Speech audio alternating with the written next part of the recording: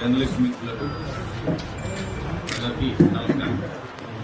ముఖ్యంగా యూరియా మీద టీఆర్ఎస్ నాయకులు శవాల మీద పేలాలు ఏర్పడినట్టుగా ఈరోజు ఉన్నటువంటి కొన్ని పరిస్థితుల దృష్ట్యా వాటిలలో కూడా జనాలలో రెచ్చగొట్టి ఏదో లబ్ధి పొందాలని చూస్తున్న ఈ తరుణంలో ప్రెస్ మీట్ పెట్టి కొన్ని వాస్తవాలు కొన్ని నెంబర్లు పత్రికాముఖంగా ప్రజలందరికీ కూడా తెలియజేయాల్సిన అవసరం ఉంది అని భావించి ఈ పత్రికా సమావేశాన్ని ఏర్పాటు చేయడం జరిగింది.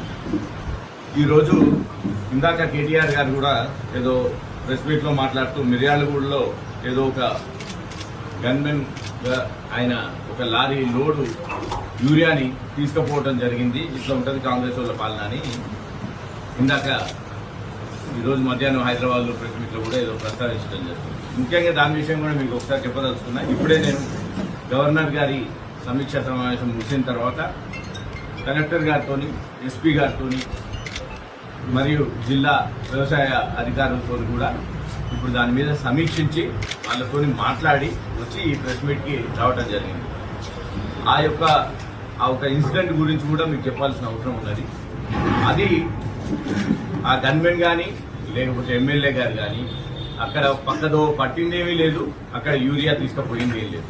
యూరియా అంటే అది తీసుకుపోయి ఎవరు ఎక్కడో దాచిపెట్టుకొని తినేది కాదు, అతను బ్లాక్ మార్కెట్ చేసేది కాదు.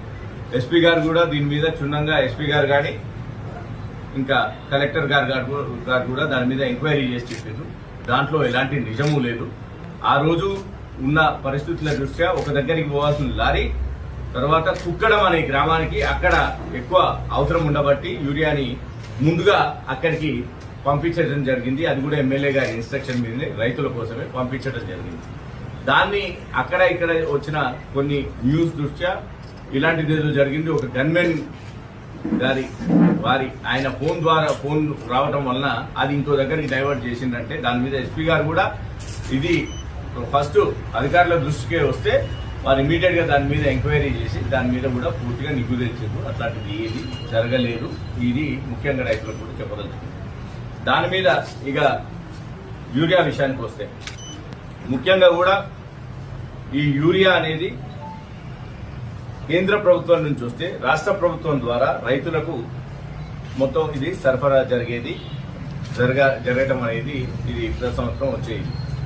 ఈసారి సరే కేంద్ర ప్రభుత్వం వాళ్ళ కారణాలు వాళ్ళు చెప్పింది, మేము కూడా అనవసరంగా వాళ్ళని బ్లేమ్ చేయకూడదు.